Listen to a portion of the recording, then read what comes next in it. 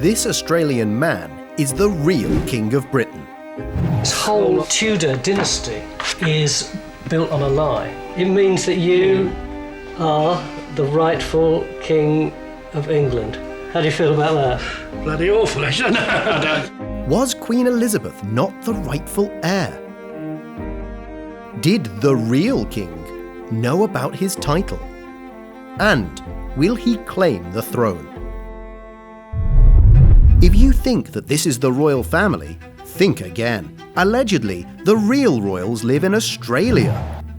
New evidence shows that back in the Middle Ages, Edward IV, the King of England, was illegitimate. And if that's so, every king and queen since then also had no rights to the throne. But if not them, then who has the right? It turns out it's a simple family from Gerilda. According to my calculations, this should be King Michael I, and his family include Simon the alternative Prince of Wales, Marcus, Lisa, Princes Jet, Zach, Caleb and Riley, not forgetting little Princess Isabella. Tony Robinson flew to Australia to tell them. We now believe that Edward IV was himself illegitimate, which means that Elizabeth was illegitimate. So this whole Tudor dynasty is built on a lie. During his life, Mike Hastings was a forklift driver, a door-to-door encyclopedia salesman, and an agronomist. He did not know he was an aristocrat, but he never thought he could be a king. I came over here in 1960. At that stage, I was Lord Morclin because my mother was still alive. Yeah. She had the title. Then last October, she died, and I inherited her title. And then my oldest son inherited mine. He had a family tree of his own to check, and Tony's research matched it completely. So if you're an English lord, what are you doing over here? I love it over here. I came over here when I was 17, 1960, and I just love it over here. I married here, I have 5 children, 5 grandchildren, and a wonderful life. Many men would be thrilled to become a king. But Mike was far from happy. You are the rightful King of England. How do you feel about that? Bloody awful, isn't it? I don't. For him, being a royal is more of a curse than a blessing. Being a royal would be a terrible way to live. They can't even pick their noses without someone writing about them. If the Queen abdicated, if she said, I've had enough of it, would you go back? Probably not. Probably not. Hearing such news surprised and amused him. Bit of a shock, isn't it? Bit of a shock.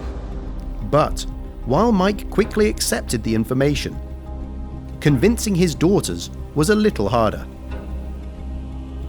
Tony was prepared and asked them for a DNA test. He took a little bit of hair from each member of the family. That's royal hair, that is. What Tony didn't know, though, is that you can't just take any hair for a DNA test. So they had a good laugh about it. Time passed and Mike thought about his possible future. The more I watch the documentary, the more I'm convinced that they're right and I probably should be the King of England. But he loves his life in Australia more. I've no intention of chasing over there and laying claim to palaces and crown jewels. However, he jokes about his money they have. I might send Lizzie a bill for back rent. The old girl's family have been living in my bloody castle for the last 500 years.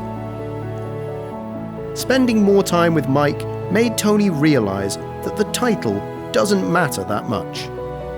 Meeting Michael, I really liked the sheer normality of his life. I began seriously to think about not only what he'd lost, but also what he'd gained by not being King of Britain.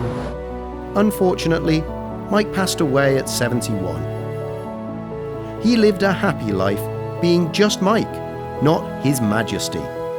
His eldest son has now become the 15th Earl of Loudon, but he won't pursue the throne either. It does make you think about how things could be different. I am quite happy with how things have turned out. I've made my own life. The rest of the family don't need the titles either. They all prefer their happy, quiet lives. Do you believe Mike was the real king?